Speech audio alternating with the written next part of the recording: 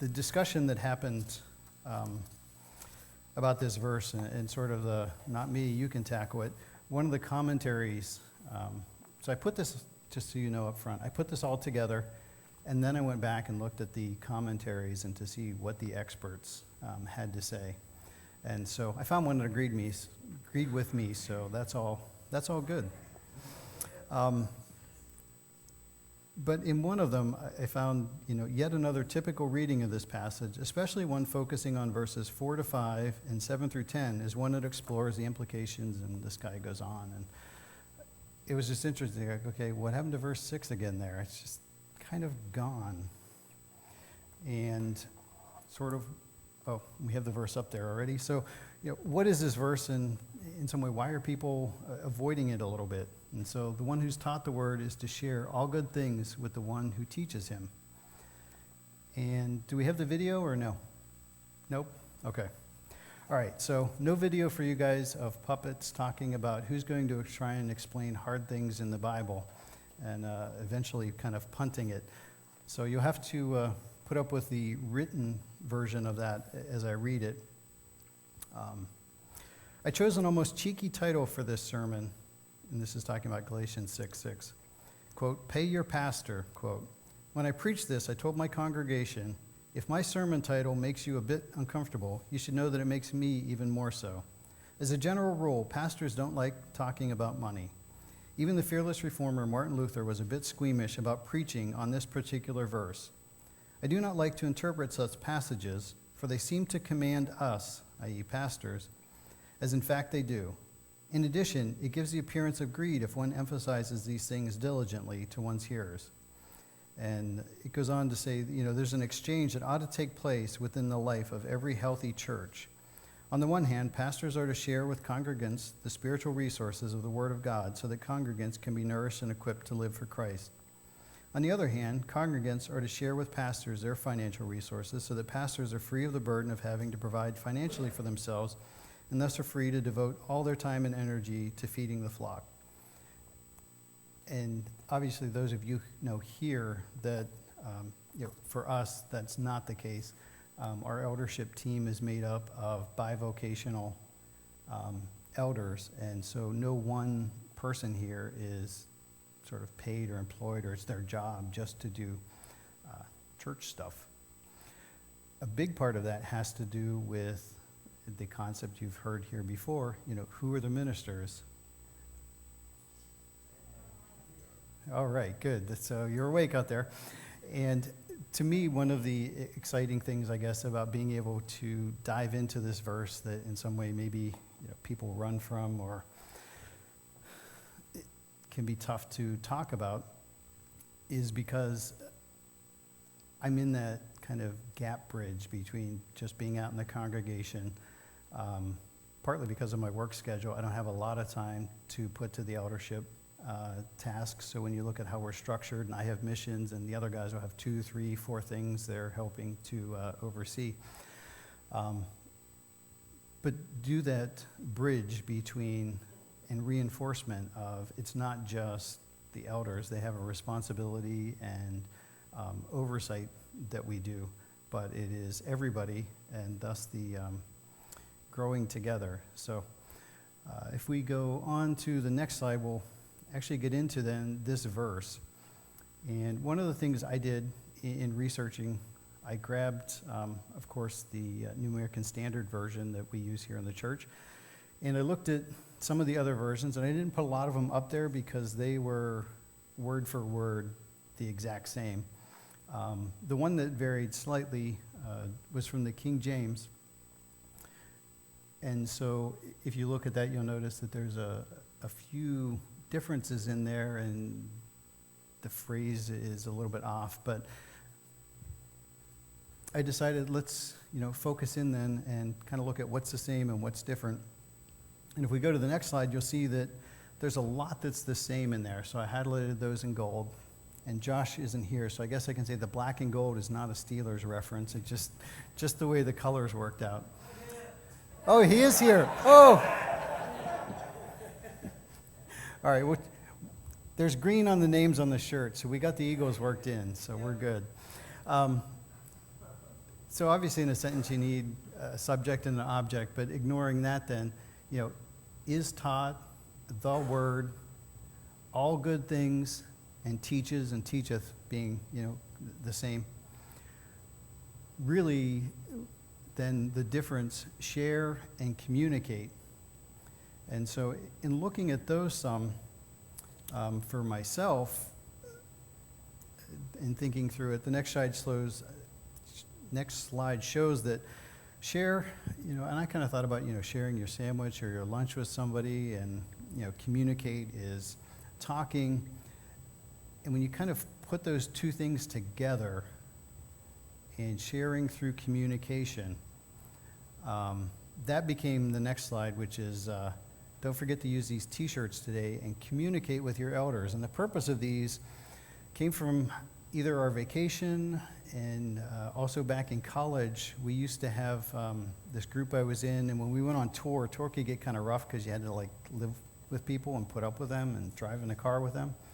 But we used to do these encouragement cards, and you just write something nice to somebody, or if you didn't know them personally, because a lot of times new people, just an encouraging Bible verse, and later you could hear how, during sharing time, how somebody was impacted by that. And one time we actually did t-shirts that people had on. You had to go write on them and do that, and I'm like, that was neat, but it is kind of awkward and odd. And so that's why I come up with the two shirts, so that you can write either off of somebody or on somebody if you're that bold. And after first service, there was one person who did take that up, and I was talking to somebody, and I was trying to get out of this person's way because they kept pushing on me. And finally it's like, would you stand still? And I realized, they're trying to write on my shirt. I asked them to do this, and now I'm discouraging them from doing it. So don't be afraid to do that, and to encourage us. It's one of the things, kind of who are the ministers? We are. And so the same things you can struggle with, any of us can struggle with, as far as getting discouraged in what you're doing, or just the grinds of daily life. And so the next slide is going to show one of the phrases. It was in both verses, and I think it's kind of the reason that sometimes people would like to shy away from this verse. And all good things. And what does all mean? I have a friend that's a pastor, and he does some prison ministry work, and he said people come up to him sometimes and say, well, in my Bible I'm reading, and it says, all have sinned. And they're like, well, what's sin? He's like, sin, or what's all? All is all. Are you part of all? So in some ways, there's not a lot of hard parts in understanding all means, or even good. We can know what good is, and things. Well, obviously things now, we get to things. Things are tangible, and isn't that part of what we should be avoiding? And all good things, well, things, or the way we do our economy, that would be money and payment. But for me, I was originally reading this and thinking, it's that, but it's also a little bit more than that. And so that's where we're eventually going. So if I do kind of talk on money or bring some of the commentators back in that have that, just realize, though, that my main point is that it's much more than that, and it's being in the ministry together. And part of my reasoning for thinking it's more than that is on the next slide, that the one who's taught the word teaches. And to me, that almost seems circular. Somebody's taught and somebody else is teaching, okay, but then there's once you're taught, then you can actually go teach. And now you sort of step on the other side of this verse. And so if you want to look at this, you can be on both sides of this. We need to be encouraging each other and supporting each other, as well as discipling other people. So we should be out there teaching, and it's an encouragement to hear back when the teaching is effective, or when somebody's been impacted.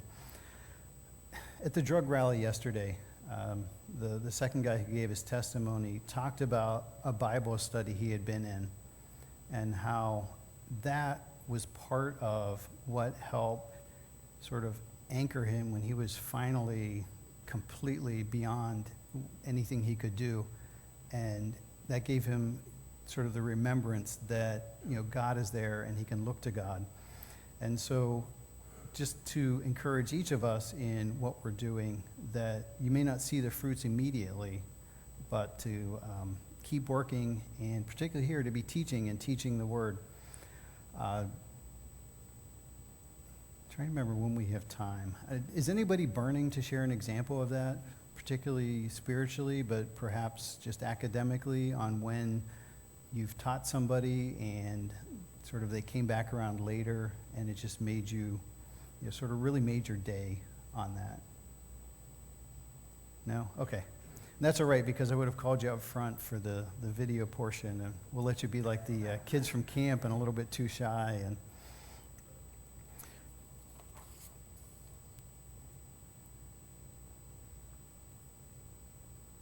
And when we look at the full verse again, the one who's taught the word is to share all good things with him who teaches. This past week, and just the way everything ties together, I was reading, and one of the passages was Romans 12. And if I was really short on time, I was going to read the whole thing just to chew up time. But in the first service, we didn't have that problem, and we don't here again. But in Romans 12, it just talks about the diversity and how there's so many different ministries and people doing different things, and each one has their part. And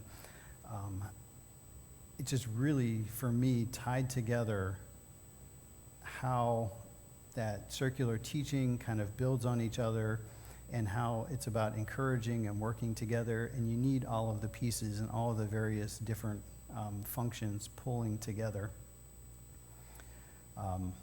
to make things happen. With the monetary aspect of this, but also more so showing that it was more than that, from Psalm 105, do not touch my anointed ones, and do my prophets no harm. And that, in some way, is another tough passage in the Bible, because how do you give constructive feedback to the elders? In some ways, where are those lines? My answer is, a big part is where the person's heart is who's coming. And so if somebody's coming and saying, I don't like the way the service is going, and the screen was too bright, and are they just complaining, or is there really their heart is that they think it could be better somehow? And there's certain companies out there that somewhat strive on friction. Their corporate culture is, there should be some friction. I was talking to a guy sometime over the past month, and he said that his boss had told him that if your people aren't coming to me about like 3 times a year and complaining about what you're making them do and how you're pushing them, and you're not doing the right thing, you're not pushing them hard enough and making them to where they're being stretched and challenged a little bit enough to where they kind of say, do we really got to be doing this? So that's not a bad thing, to live and grow together with that.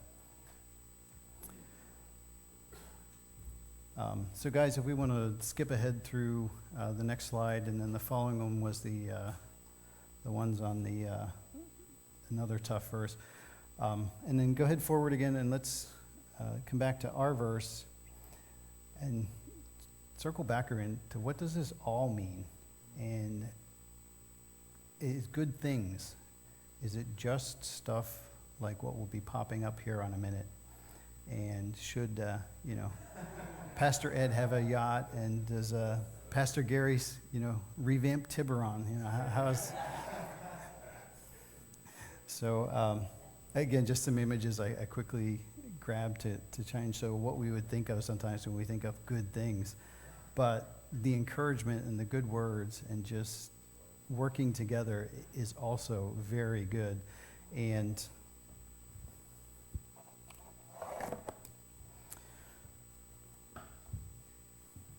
to share from the final commentator before I get to some of the ways that I think we can apply this, and that hopefully you see it being applied here in our church.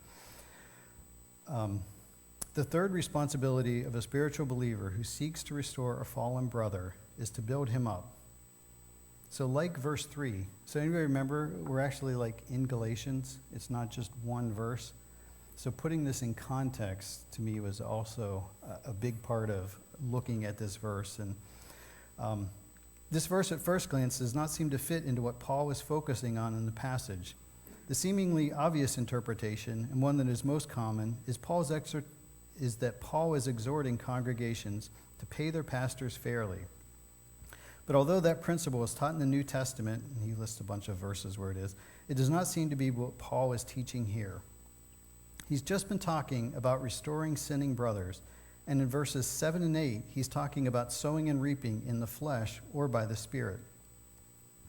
Not only that, but no mention is made of financial support or necessarily of any kind of material support. Good things could include material goods, but that does not seem to make sense here. The Greek can be translated, "Let him who receives instruction share with him who gives instruction in all good things." And such a rendering seems appropriate. Share is from koinonio, which has the basic idea of sharing equally. It's the verb form of the noun commonly translated fellowship. Paul's talking about mutuality, not of one party serving or providing for the other, but of both parties sharing together. The one who's taught the word and the one who teaches have a common fellowship and should share all good things together. The most common term for material things that are favorable or good is kalos, but good things translated the plural of agath, which is used in the New Testament primarily of spiritual and moral excellence. Paul used this word in describing the gospel itself, the glad tidings of good things. The writer of Hebrews uses it in the same way, good things to come, of which Christ appeared as a high priest, and of which the law was only a shadow. So under this interpretation, the sharing of all good things is the third step in the restoration of a fallen believer. The spiritual Christian who's packed up and held up his fallen brother also builds him up in the word, in whose good things they fellowship together. And so looking at one of our church principles, that it is this growing together. And as we look at the final slide, the applications are, don't forget to say thanks to your teachers or the people who are doing your Bible studies or whatever it is. And especially go graffiti the elders today. It's your one chance to do this. Don't stick them in the back if you're writing on it too hard, mostly because we don't want you to stain their real shirt. And another thing, our church is making budget. And I sure hope I'm speaking for them because I put it down. But your elders are happy for this. I know I came back from vacation because I was gone for a while. And instead of what is sometimes the typical, we're barely making it, we're a little under here, we're borrowing from somewhere else, what's coming in is actually more right now than what we're going out. So making budget, I guess, depends on your view of that. The actual budget we had laid out, we're not quite there yet, but we are getting in more than we're taking out, and we're not battling where do we find this, which sort of ministry maybe gets focused on a little bit more than others with financial support. And when I realized that, nobody seemed to be talking about that. And so one of the good things about me being able to do this verse is I can talk about it and say, I was really encouraged when I saw that, and as elders, a lot of times we have no idea why.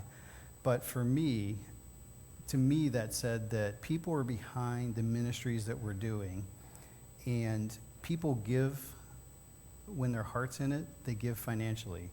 And so that was a great encouragement to me because it said we are really growing together, and this is everybody coming together. But obviously, it's not just the material and financial things, but to me, this verse, and people shy away from it, we can't not have it. We need somewhere to meet. Even if we were meeting outdoors, occasionally you're going to need umbrellas or something, or you would just be wet. So we need the building and to take care of it. And so the final application was to share the love and make sure that we go and disciple someone else. There's a couple efforts here that with the elders and the elders' wives, we're working on trying to work on some focused discipleship and to make sure that's happening. If you're already doing it, that's great. Keep going, and keep going with the ministries you're doing. And at this point, we are ready for communion, and Pastor Scott is right on key. I don't know how you did that, but great timing. So, talk about doing stuff together is to remember our Lord's death and resurrection and what he's done for us as a body.